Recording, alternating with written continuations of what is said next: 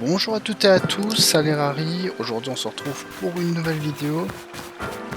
J'espère aussi que la fin de l'autre vidéo un peu scénarisée vous a plu. Donc là on se retrouve en fait au hameau oublié. Donc le personnage que vous voyez à droite assiste, c'est Pensea. En fait c'est une personne qui va nous permettre de découvrir la vérité sur les différents Pokémon du lac et comment arrêter le ciel qui est rose qu'on peut voir par derrière. Dans la Percupio qui demande justement des informations à cette fameuse Pensea.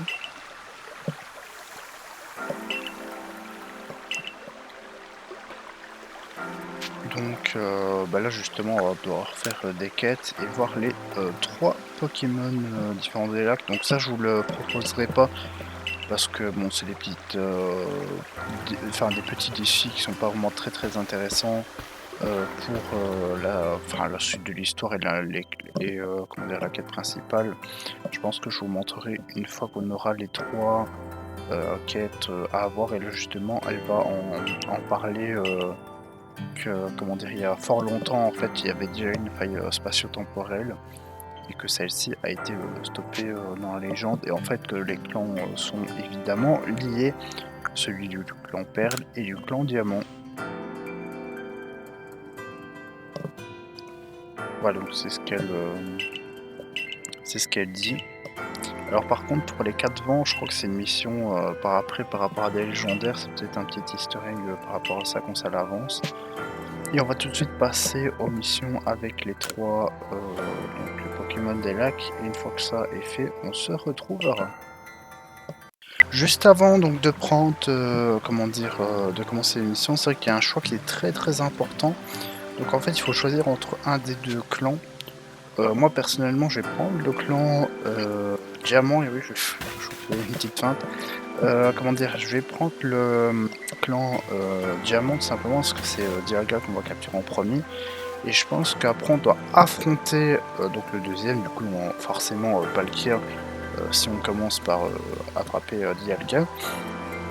Il est beaucoup plus je pense difficile le Dialga que Palkia, donc c'est pour ça que je le prends et que je vous le conseille. Bon après je pense que ça se joue à pas grand chose, mais voilà, c'est d'un ressenti après avoir fait l'histoire 2 fois, et donc une fois j'avais choisi Nashara et l'autre fois donc du coup Adamantin, et Palkia me semblait beaucoup plus facile à attraper que Dialga. Bon après aussi c'était la première fois que je le faisais quand j'avais pris Nashara, et la deuxième fois avec Adamantin, donc c'est peut-être ça aussi, hein.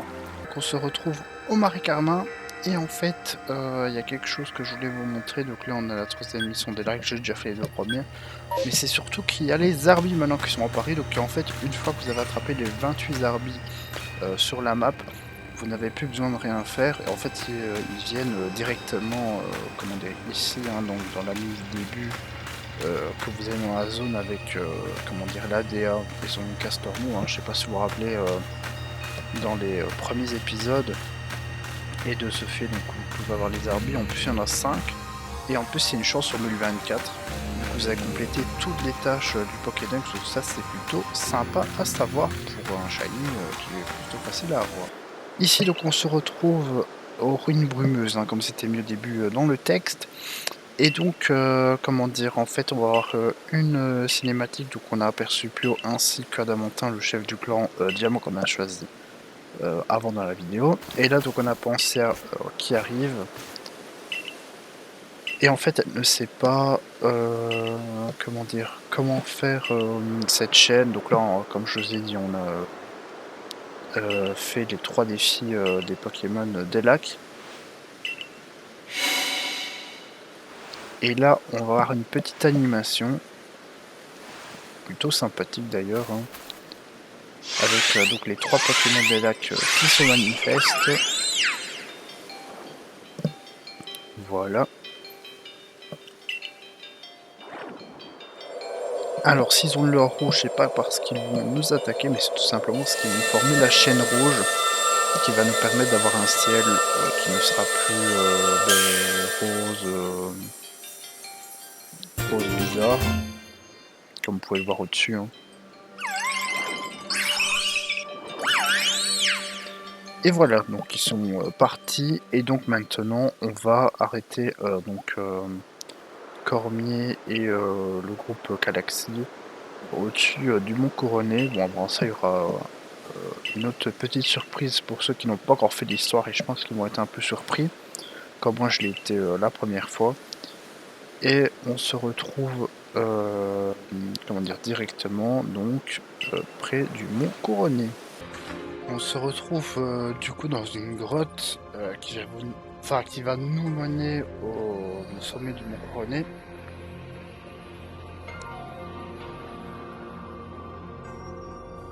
Et là, pour ceux qui ont un minimum suivi l'histoire, en fait, c'est celui qui nous fait à manger.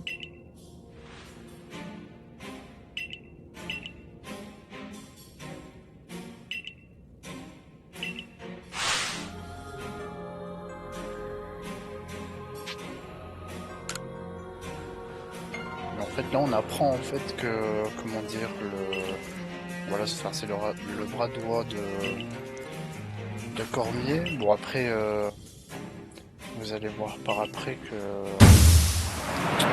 c'est pas vraiment des méchants, mais en fait, ils essayent d'avoir un monde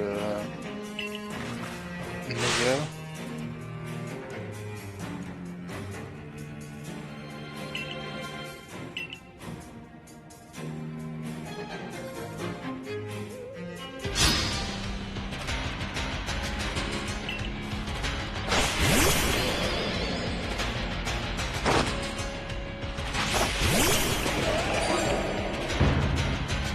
Alors, le jeu me paraît assez calme dans la grotte, c'est bizarre.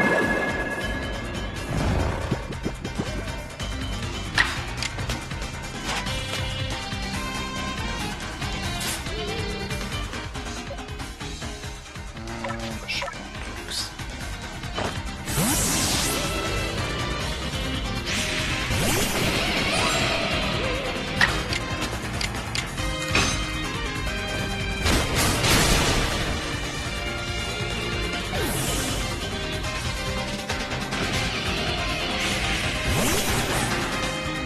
on va faire Furex normalement.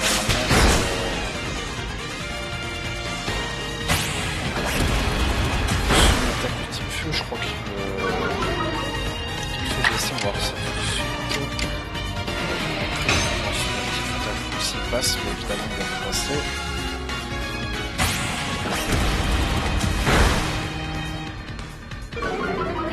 Bon, ben il a tout vécu, hein. Il a les coups critiques, c'est incroyable comme ce jeu parfois. Ah non, bah, c'était même pas efficace.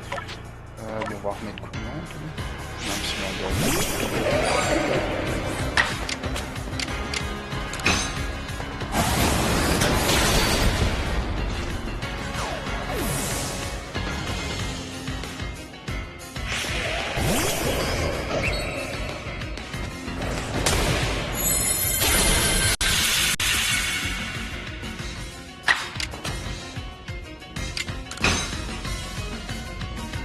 Non, il rate son attaque, mais c'est une blague.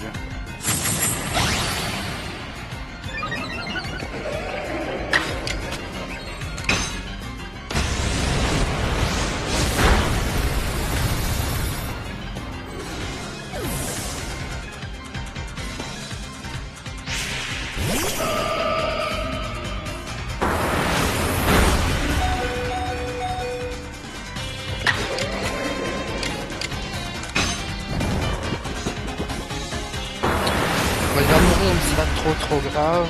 Parce qu'on a encore 4 Pokémon avec ça, et puis c'est son dernier.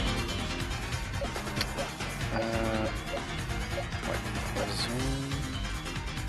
Spectre, je vais prendre mon flair parce qu'il a un quasiment similaire à avoir de voir.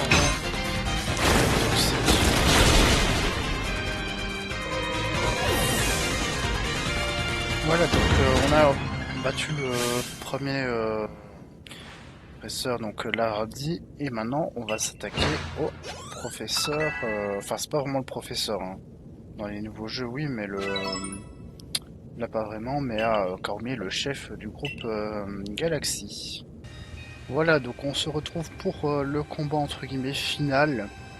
Dans un premier temps, si vous avez fait le jeu, vous savez qu'il y a un autre combat, mais de toute façon il sera pas mis dans la série, hein, vu que Ça ne sera d'aucune utilité pour les shiny.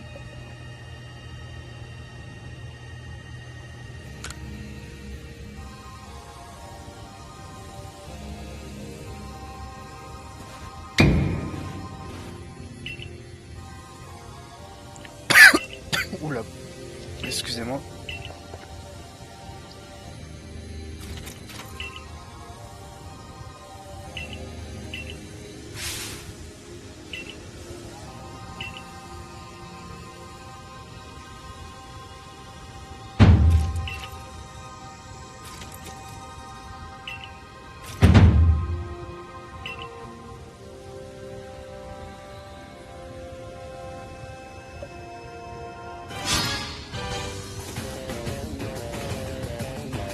Voilà, donc lui aussi il a 4 Pokémon, je pensais qu'il en avait 5 pour le coup.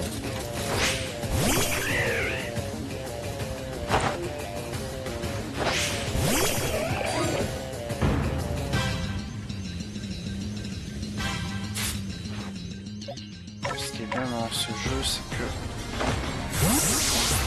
faire ça, on peut mettre un autre Pokémon, et s'il est tout aussi rapide, voire plus rapide que l'autre Pokémon, il perd pas son tour. Donc ça c'est plutôt pratique. Bon évidemment par contre le tour suivant il va nous attaquer, ce qui est logique, hein, on l'a déjà vu tout à l'heure avec... Ah non mais là c'est parce que mon flex est très lent, alors ce que je vais faire c'est ça, en style rapide, le paralyser.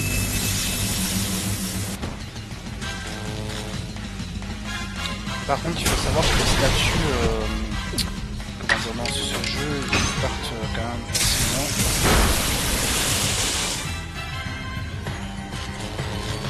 Voilà, nickel, c'est ce que je voulais. Le coup critique pas forcément, hein, mais on a parlé ici. Je vais parler. Bon là, évidemment, c'est très con parce qu'il a fait une attaque roche et pas une attaque sol. Ah ouais, mon Trictosaur est quand même niveau 71, je l'aurais pas cru. 72, ça on se situe.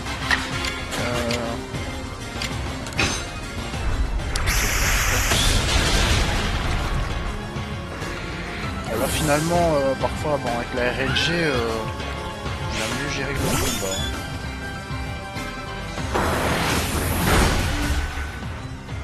Par contre, le Mélodel, je sais même pas si j'ai un truc.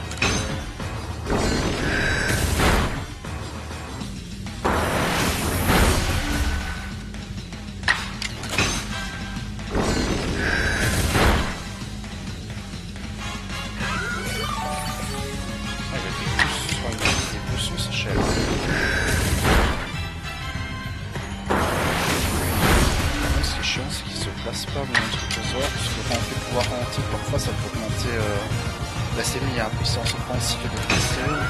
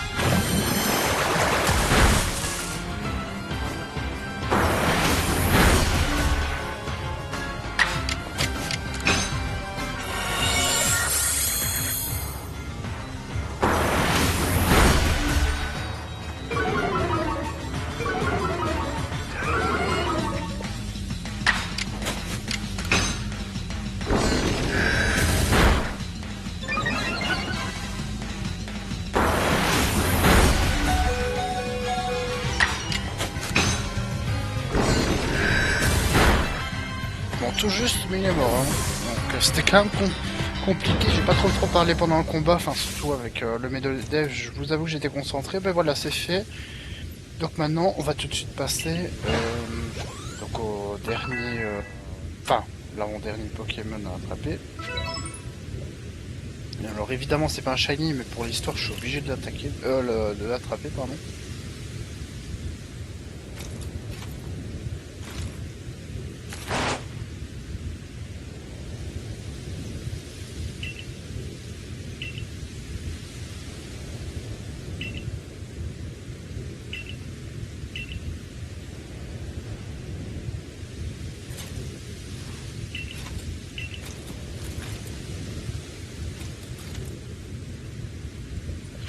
Voilà, donc on va tout de suite, même pas faire de pause, hein, et tout de suite aller chercher la chaîne rouge. On va utiliser la monture pour aller plus vite. Voilà qui est fait. Alors normalement mes Pokémon sont soignés, hein. C'était déjà le cas entre le premier et le deuxième combat.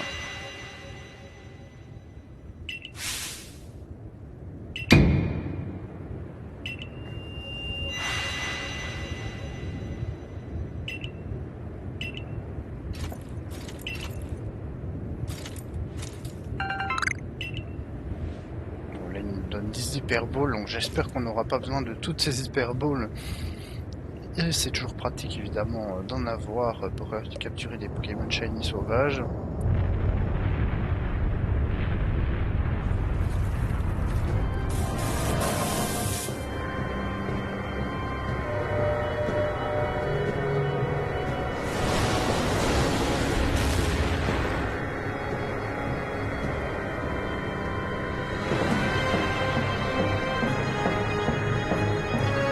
Là, on va affronter Dialga comme vous l'avez vu avec la chaîne rouge qui permet de le canaliser, mais bon, il est quand même entré dans le rouge.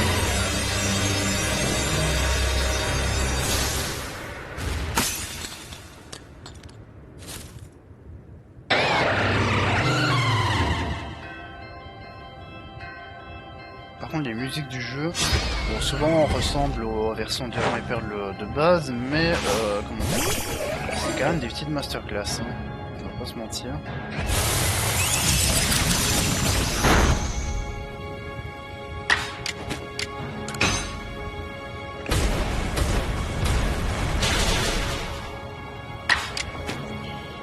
Donc là,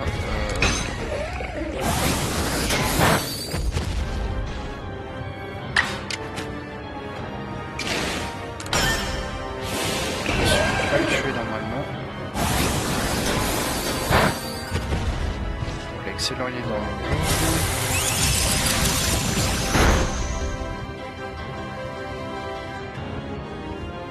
le ça.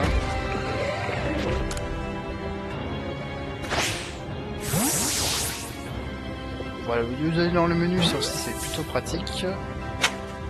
Et voilà, en une Hyper Ball est capturé, donc c'est évidemment beaucoup plus simple les captures que dans d'autres jeux Pokémon plus traditionnels, on va dire. Et de ce fait, on a capturé Dialga, donc évidemment on était obligé de le capturer hein, pour la mission, et les légendaires ne peuvent pas être shiny, donc ça sert à rien de les reset. Voilà, donc on a fini la première mission, mais vous allez voir qu'il y a encore quelque chose...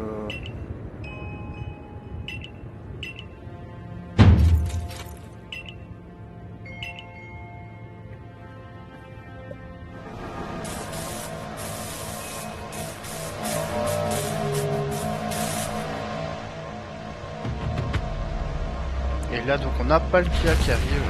Alors on va pas l'affronter directement, donc il y a plusieurs choses à faire avant. Ça, évidemment, je vais commencer pour pouvoir l'affronter de nouveau. Là, on va essayer de faire ça assez rapidement pour ensuite donc finir le jeu, hein, parce que une fois qu'on a attrapé Palkia, on a fini le jeu principal. Bon, il y a aussi des missions pour d'autres légendaires, mais ça c'est pas très important, surtout pour notre concept.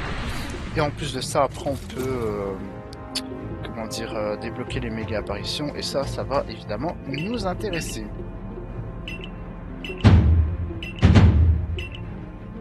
Voilà, donc on se retrouve dans la grotte préhistorique pour avoir une deuxième chaîne, comment dire, une deuxième chaîne rouge.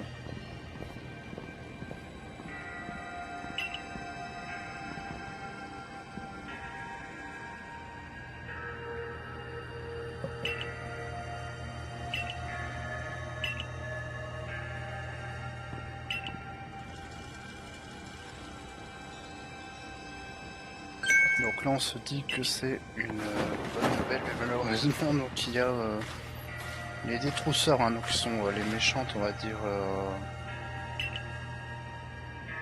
Mais bon, qui sont des petites racailles, on va vraiment dire comme ça. Du temps d'essuie.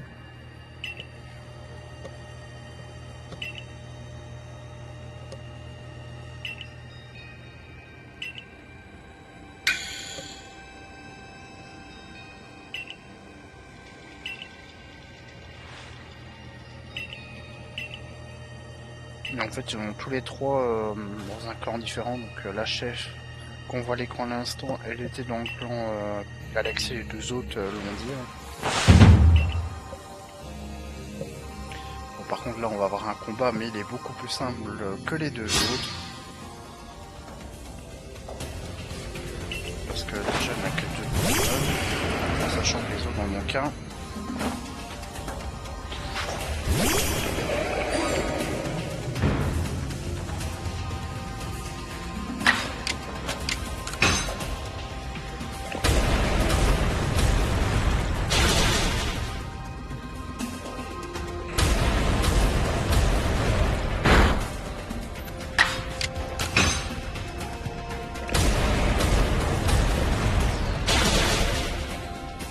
Voilà, donc le premier Pokémon déjà battu.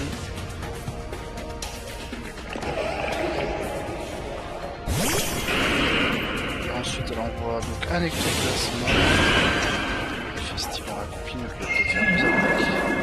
Il fait hypnose. Je sais pas c'est quoi cette deuxième attaque par contre.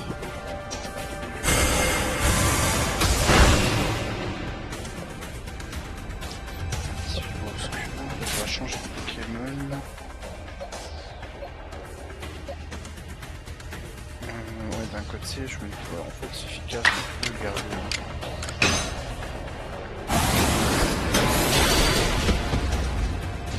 En plus, c'est du KO direct.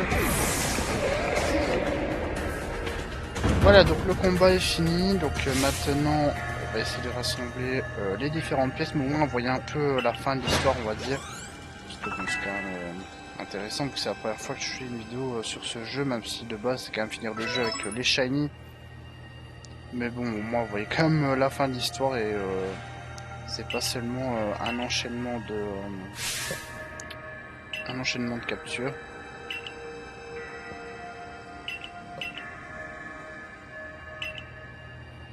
Et comme je vous dis, le post-game, ça je ne le ferai pas dans la vidéo, enfin dans la série plutôt. Et ça vous pouvez le découvrir par vous-même, parce que la suite est vraiment chouette, mais bon, vu que c'est comment dire, que des légendaires qui sont pas shiny, ça sert à rien de les faire. Je pense que pas le cas, par contre, vu le temps que cette vidéo va prendre, je pense qu'on va tout faire dans une prochaine vidéo. Donc Palkia et tout le reste. Donc voilà, on finit cette petite cinématique.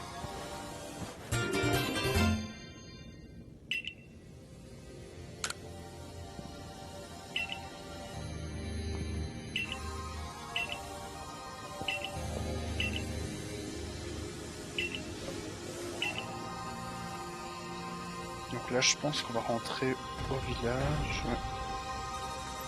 Mais bon, ça sera dans un prochain épisode. Voilà, j'espère que la vidéo vous a plu. En tout cas, aujourd'hui, on aura donc attrapé donc déjà le légendaire. On n'aura pas eu de shiny malheureusement. Mais c'est pas grave, on finira le jeu dans le prochain épisode. J'espère que cette vidéo vous aura plu. Et moi, je vous dis salut!